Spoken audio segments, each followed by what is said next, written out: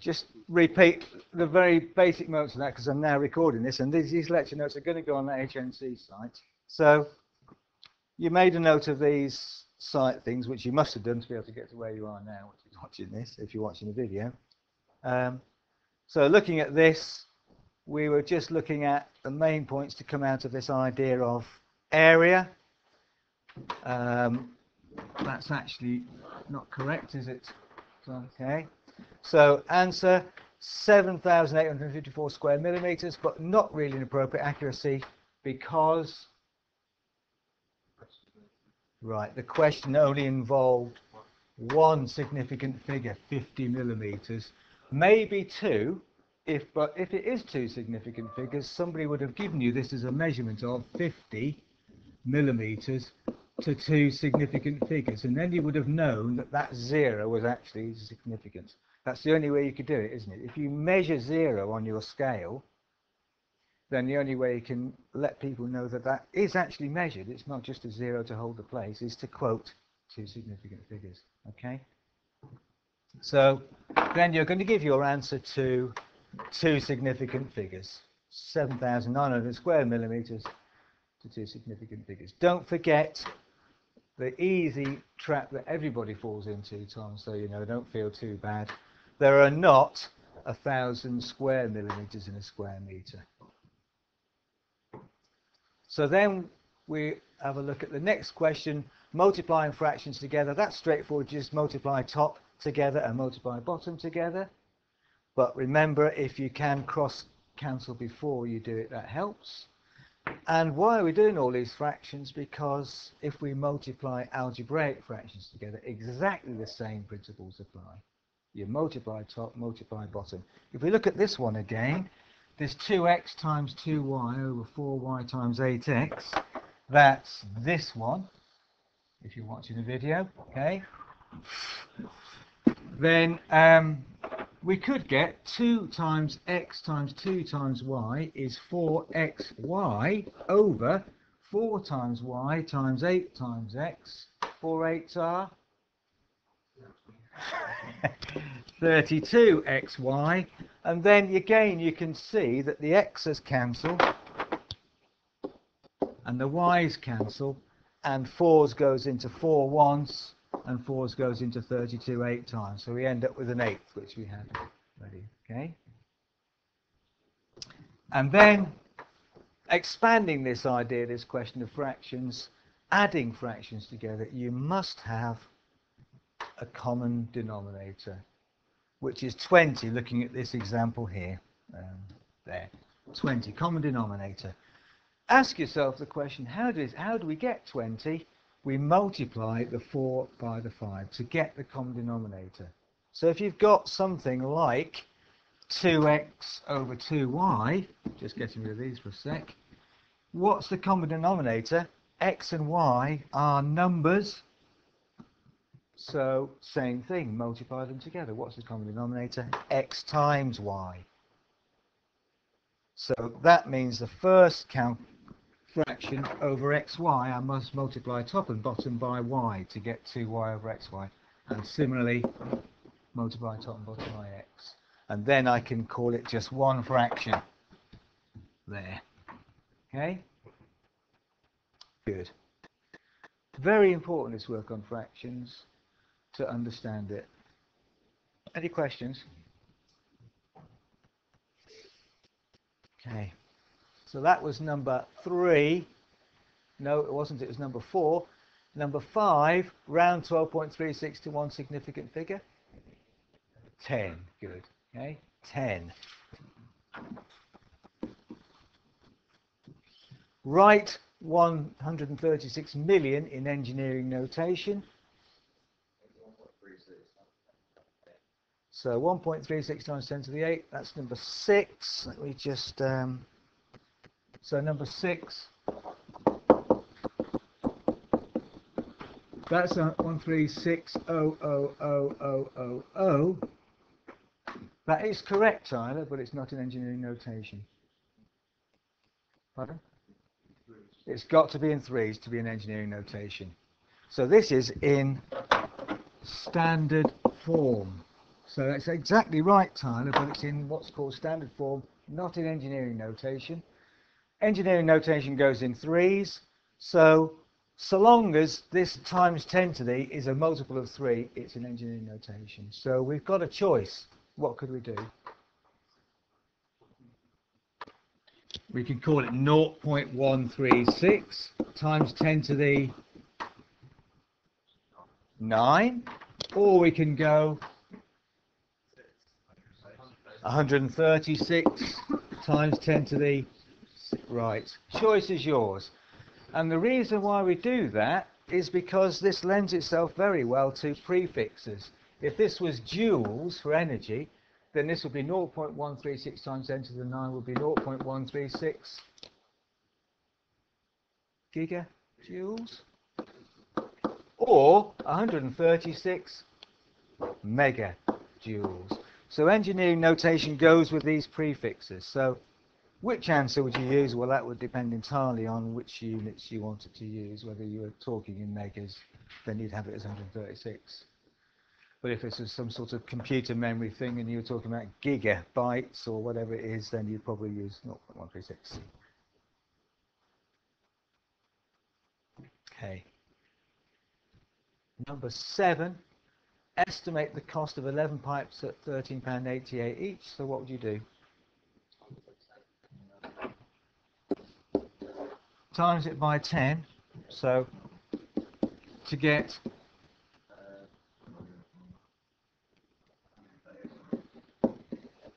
138.8, and then add 1. Right, so to get, and did you do all this in your head, Phil? Right? Ah, right, but in your head. Right, so you could do that, so or round, and what did you do then, John? Right? Times it by 11, so how did you do that? Yeah, and then added another 14, which is what I did, Phil, but you know. Yeah. Yeah. Gives 154. 154. Is that big or low? Yeah, a little bit high, yeah. Okay.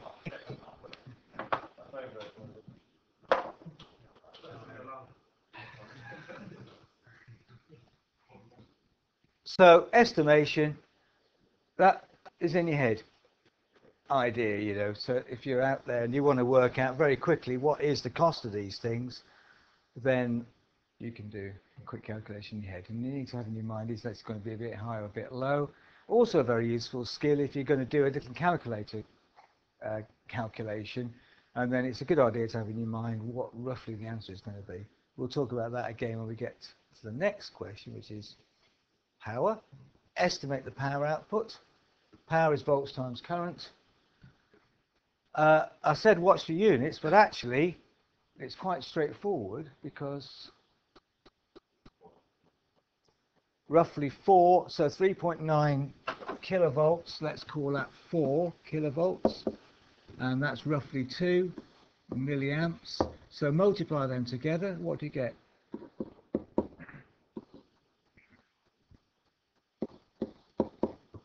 Four times 2 is 8, but what's the unit? Watts. Directly watts, or is there a prefix in front of it?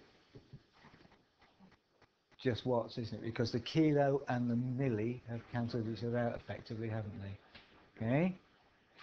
So round about 8 watts.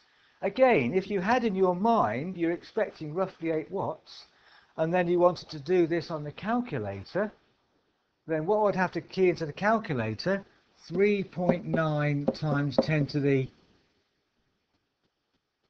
3 multiplied by 2.14 times 10 to the minus 3. And that's the calculator thing I'll do, but I'd be expecting an answer of around about 8. Okay. Number 9, more on that today actually after this. We're going to start off by looking at some algebraic or formulae and things like that, algebraic expressions and rearranging them, a very important skill. First of all, though, before we can rearrange this formula, what is the formula for the volume of a cylinder? Right, yeah. So, number 9, volume equals pi r squared times the length. I asked you to rearrange that for r.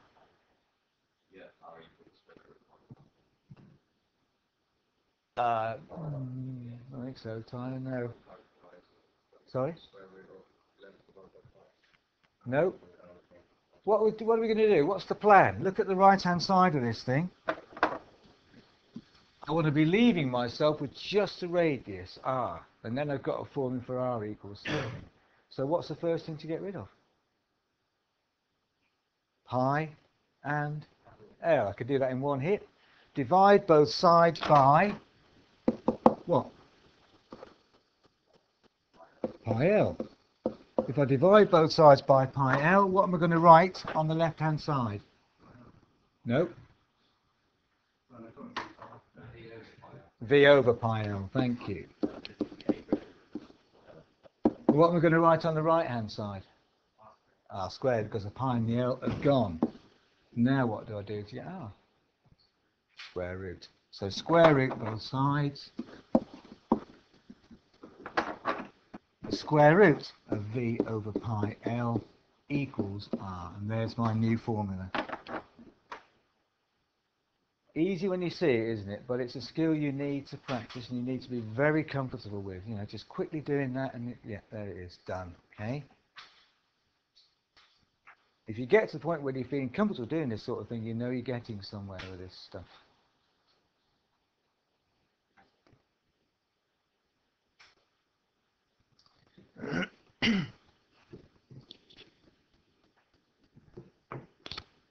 Right.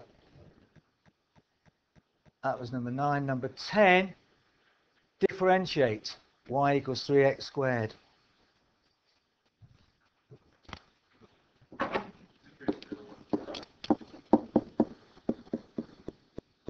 Sorry, Tom? No. No. First of all, 6x, right, Angela. So first of all, what am I going to do? What am I going to write on the left-hand side here to represent, to show that I'm differentiating? dy by dx equals 6x because, Angela? Yeah.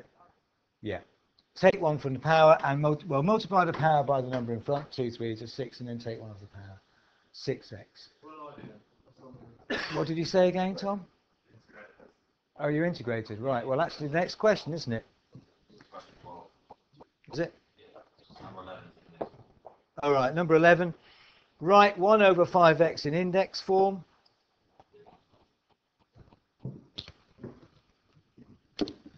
Oops. Number 11. 1 over 5x equals 1 over 5 times 1 over x. I can split them. It's like a fifth times 1 over x.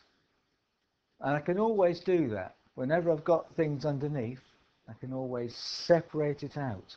Because if I think about it, what do we do to multiply fractions? Multiply top, multiply bottom. 1 times 1 is 1. That gets me back to that. 5 times x gives me 5x. So I can always do that. What about 2 over 3x? Whoops. What would that equal? Times, not 2 over x. 2 times 1 is 2. 3 times x is 3x. Okay? I can always do that. That's worth doing in your head. And I wouldn't write that down. I'd do it in my head because then I ask myself the question, how do I write 1 over x in index form? Right? How do I write 1 over x in what does it mean? Power. X to the what? Good, Angela. X to the minus 1. So how do I write 1 over 5x in index form? It's 1 over 5 times x to the minus 1.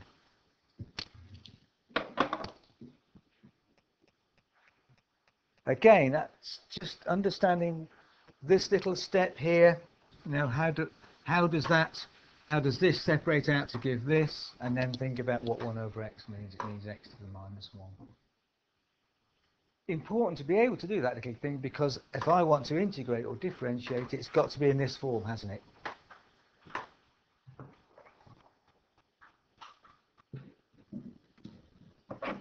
Last question, number 12. Integrate. What was it we were asked to integrate?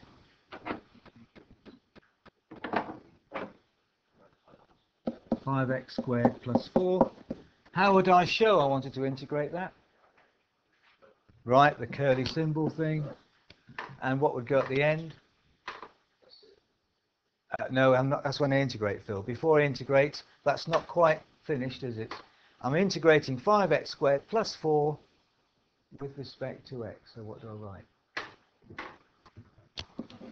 Dx. So you must always have those two things. Yep, Tyler.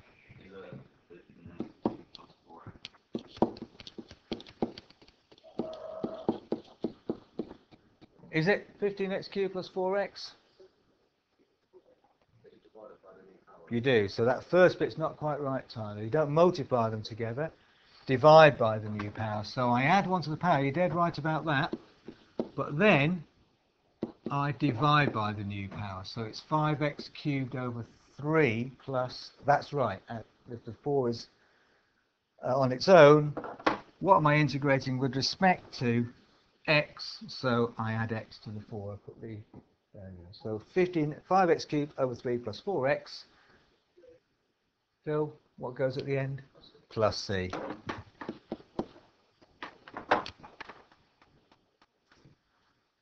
Okay, so a little reminder of the sort of stuff we were doing last year, and some of the things that I'm going to be expecting you to have fairly comfortably, so we can move on. Okay. Any last questions on these before we move into today? Okay. So aims for today.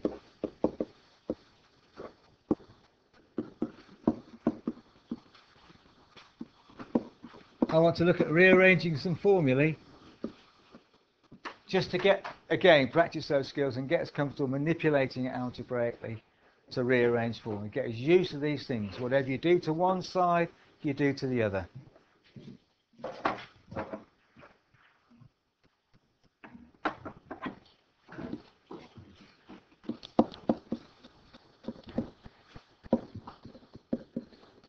And then I want to start looking at some further algebra. So what we'll probably do is we'll look at some rearranging formulae for a little while, and then we'll have a break, and then after break we'll come back and maybe make a start on this. Okay?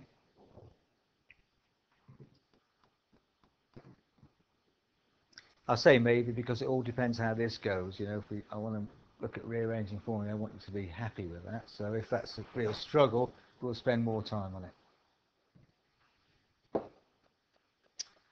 Right. Rearrange the formula for the area of a circle for R. So just have a go at that now. Think about what is the formula for the area of a circle, and then rearrange it so it reads R equals something.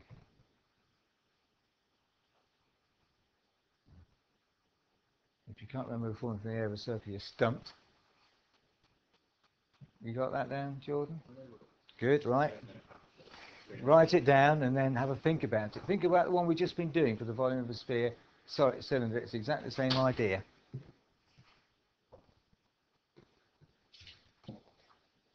Formula then for the area of a circle? Okay. Whoops. We're after getting R on its own.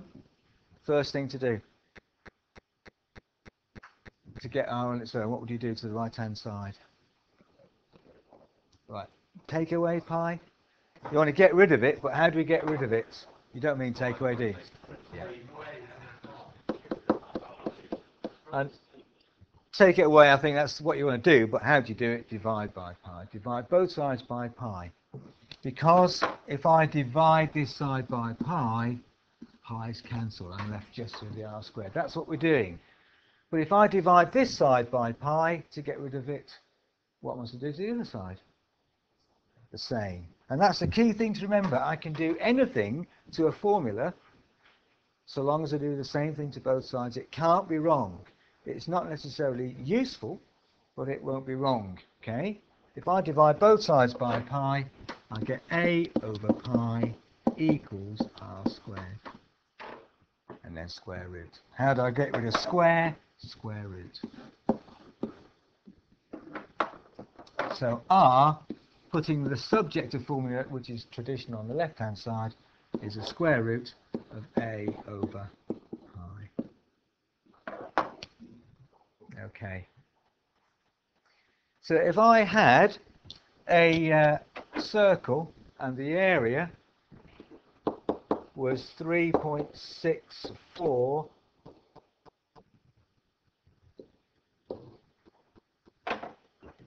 Let's change that. It's a bit small, isn't it?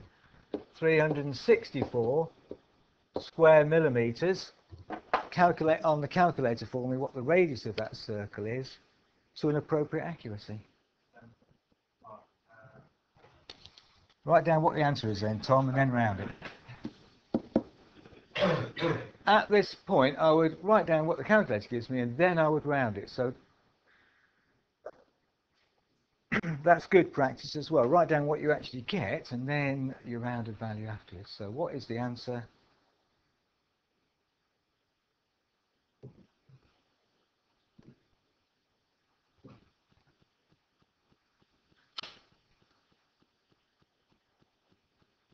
And what I also want you to do is to do it in one hit on the calculator. So you're going to hit the square root button on the calculator, and then the fraction button, and you get the fraction symbol inside the calculator, however it looks like on your calculator, with a flashing cursor, and then you put the area on the top, which is 364, and then on the bottom you put pi, and then you hit equals. So it does it in one hit, and you get, you got your count, did you do that? What did you get? Tom? Give me a few decimal places. You know. 10.7. No. 10.764. Presumably a few more decimal places. But you're now going to round it to how many significant figures? Well, 3 is appropriate, Tyler. You've got 3 there, haven't you? Okay. 3 or 4. So what would it be to 3? 10.8 unit. It's a radius, so they're measured in millimeters. No. And what goes at the end? Right. Okay. Let's get into the habit of doing this. Okay.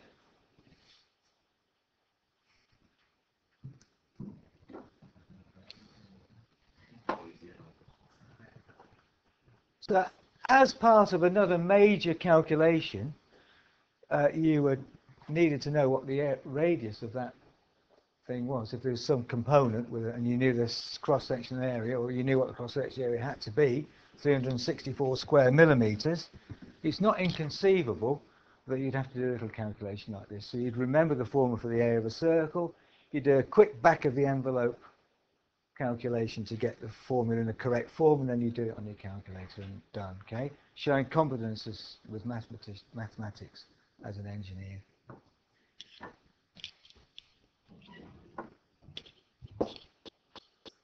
There's another formula. Rearrange that for A. I'll just give you a couple of minutes, then we'll look at it together. Okay. So I want to get A on its own. What's the first thing to get rid of, Zach? B squared. How would you do that? Excellent. So what do I write on the left?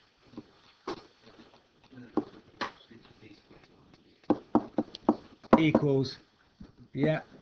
And then finally, square root. So A equals, putting the subject on the left, Okay.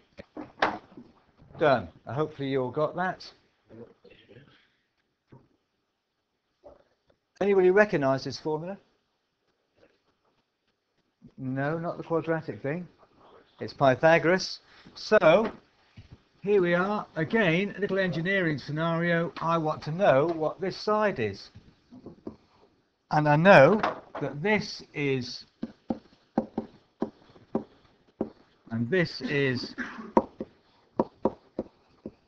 and so that's again a little component, and I need to know what A is. So I'm going to remember the formula for Pythagoras, little back of the envelope calculation to get it in the right form, and then I put the numbers in. So what is A to an appropriate accuracy? Again, do it in one hit on the calculator. So give me the answer with a few decimal points. 10.7. That was almost the same as the last question, wasn't it? That was weird. Anyway, so first question, does that look right? Why? Because it's less than hypotenuse, excellent, which it must be. So first thing, so you put that in, and now then, what's an appropriate accuracy? 10.78, okay.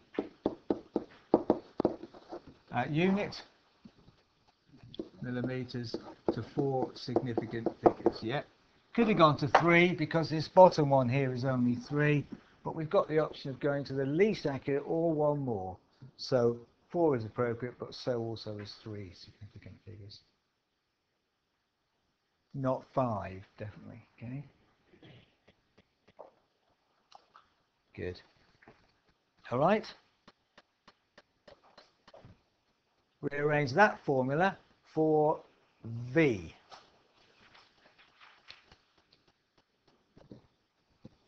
Okay, let's have a look at it. Now, half, it's a bit weird this half thing. We've talked about years, I think last year we talked about this being the same. A over 2 is the same as a half of A. A half of something is the same as it divided by it. So, probably think of this as, if you're struggling, think of it like that. Now, how do I get rid of the 2? Times both sides by 2, okay? Not immediately obvious if you see it written as a half CV squared. What you need to realise is that 2 is underneath. Yeah, just times it, and that will get rid of the half, yeah, which is exactly what you do. But I was just pointing out that if it's not obvious to you immediately how to get rid of the half, remember that the half means it's over 2. So how do I get rid of divide by 2? Multiply by 2. So I'm going to get 2w equals cv squared. So that's the awkward step, in a way. And then it's the same as we did really for the area of a circle, isn't it? What do we do next? Divide by c. So 2w over c equals v squared. And then again, square root. So v equals the square root of 2w over c.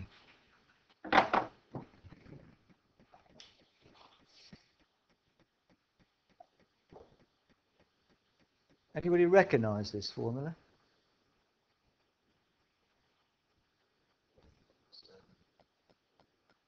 It's electrical. To do with capacitor, yes. C is capacitance, V is voltage, W? No, you think it was, but it's not. It's energy in this case. So the energy stored on the capacitor is a half times the capacitance times the voltage squared, yeah? So you might see the symbol E used, but W is often used for energy. I don't know why, but it is, okay? But so it doesn't stand for watts. So, okay, we've got this capacitor, 240 microfarad capacitor, and we're putting across it mains voltage. Let's change that so it's not the same figure. 136 microfarads. voltage is 240 volts, so work out for me the energy stored on that.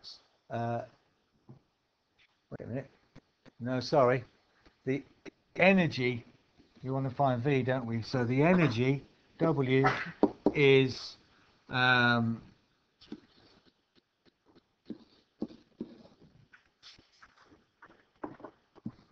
don't want to get massive figures here. What voltage will be required to give that energy stored on the capacitor? 2.43 joules if the capacitor has that value. So again, got to think about engineering notation, and we want to put it in one hit on the calculator.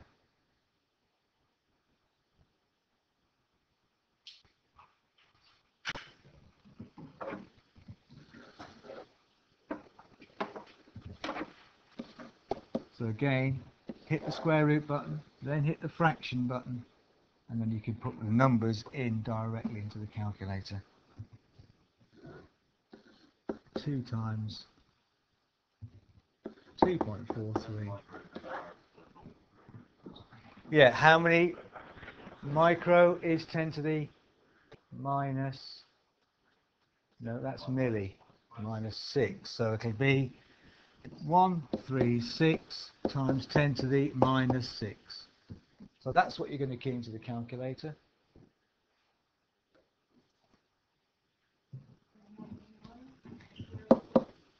$189 unit.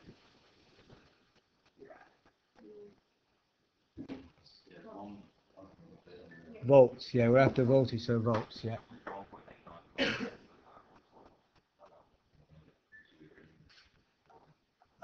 Times 10 to the minus 4. It doesn't fit in with what Angela just said. Is that right? Everybody agreement on that? Okay. Yeah. So, but that doesn't agree with Tyler because he got times 10 to the minus 4. Have you all do it on your calculator, please? Same as Angela, right? Have another look then, Tyler. Okay. Is that an appropriate accuracy? No. 3 significant figures. So what would it be to 3? 189 volts.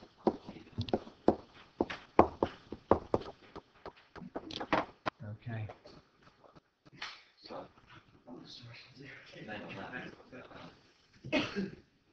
Okay, right.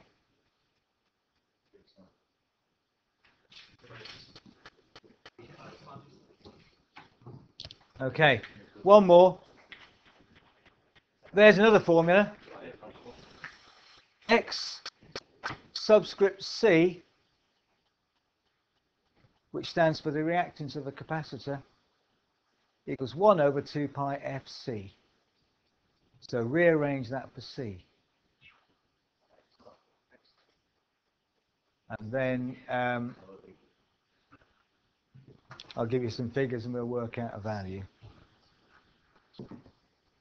Let's have a look at this then. This is, there's one or two ways you can go about this one.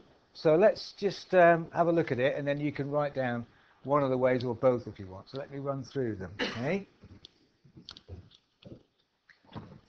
Again, like one we just looked at, it's sort of worth thinking about what this actually means and how we can play around with it. It's 1 over, it's the inverse of 2 pi FC. So one way to go about this is to invert both sides, and then you get the 2 pi FC at the top. But to invert it, I need to realise that this means xc over 1. Whenever you've got a number, again, this is sort of basic fraction idea. Here's a number 3. We're used to seeing that as a number 3, but what does it mean? It actually means 3 whole ones. That's obvious. So we could write it as 3 whole ones, 3 over 1. So what's the inverse of 3? A third. In the same way, what's the inverse of xc? 1 over xc. So if I invert this side, I get 1 over x subscript c, which means the reactance for a capacitor, equals, now I can invert the right-hand side, which is just 2 pi fc. So now the thing I'm after, which is the c, is at the top. I have inverted both sides to do that. Now I ask myself the question, how do I get c on its own? I divide both sides by 2 pi f. So I've got C, or 1 over xc 2 pi f equals C.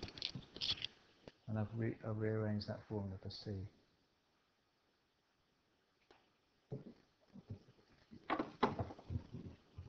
The other way to think about this, and you might find this easier to think about, is take this original formula, and if the thing I want to isolate, which in this case is the C here, if the thing I want to isolate is at the bottom, and I think we talked about this sort of thing before, the first step is multiply both sides by C, and then it will be at the top on the other side. So the other way to do it is actually multiply both sides by C, and you get xc multiplied by C equals 1 over 2 pi f. So I've got the C, which is what I'm trying to isolate, and on it at the top now. Now the next step is to divide both sides by xc. So C equals 1 over 2 pi f xc, because now it goes underneath with the rest. So same answer, slightly different way to think about doing it. Okay? So sometimes the thing you're trying to isolate is underneath. And so there's two ways to do it. This first way, by the way, when you isolate it by inverting both sides, only works if there's only one fraction on both sides. Remember what we talked about before. So if you've got two fractions, this method on the left here won't work. You have to use this idea. Okay. So now we've got this formula, we can find the capacitance. So given that the frequency is 50 Hertz, which is common for this sort of thing, that xc is 3.6 milli ohms, because that's measured in resistance, if I remember rightly. Then calculate for me what C is, please. Again, do it in one hit on the calculator.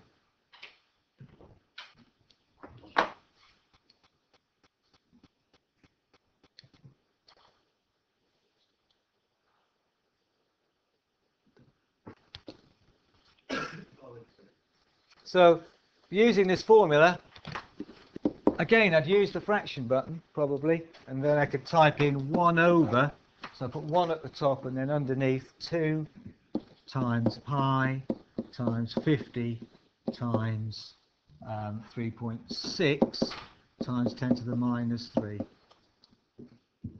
So that doesn't look right to me, Angela, because you've got... Oh, no, maybe it does. Yeah, maybe it does, thinking about it, yeah.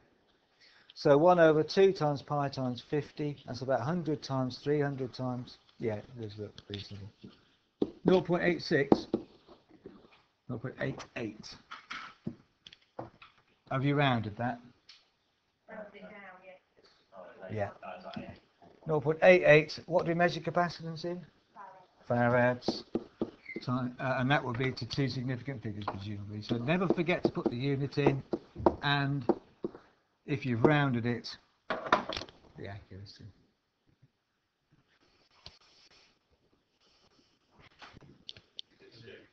Okay, to round this section off then, we're going to finish, as I say now, we're finishing a bit early. So this chapter in the textbook, Transposition of Formulae, you'll find there's some exercise on transposing formulae, further problems on transposing formula, harder problems on transposing formula. There's loads of examples of work that you can do on there.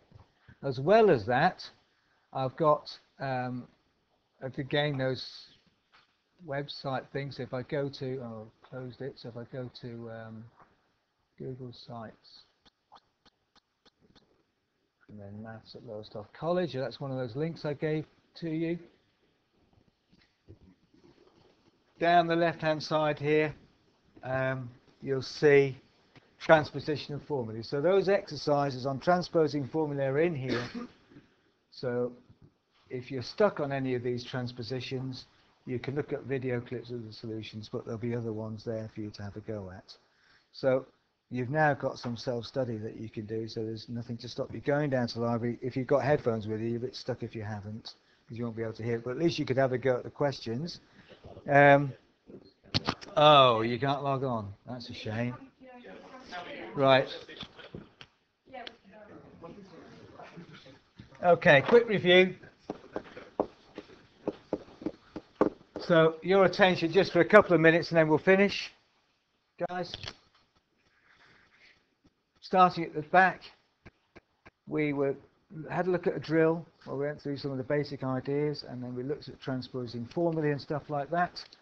Tell me something to come out of today to do with what we've just been doing that you've been reminded of. About millimetre squared. Okay, millimetres squared to metres squared. What about that? Sorry. Yeah, not 1,000. Yeah. Okay. Middle. Sorry.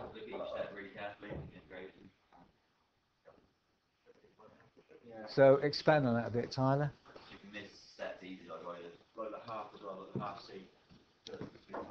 Okay, so a half is equivalent to divide by 2, so times by 2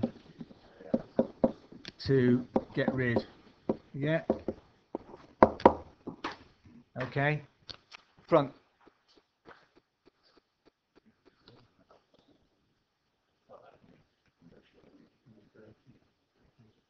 Okay, so refreshing fractions, for example, what in particular? Refresh on fractions. Anything in particular? Anybody? Help Tom out. Mark out. Sorry. Sorry. Sweep out the cobwebs. Yeah. Anything in particular?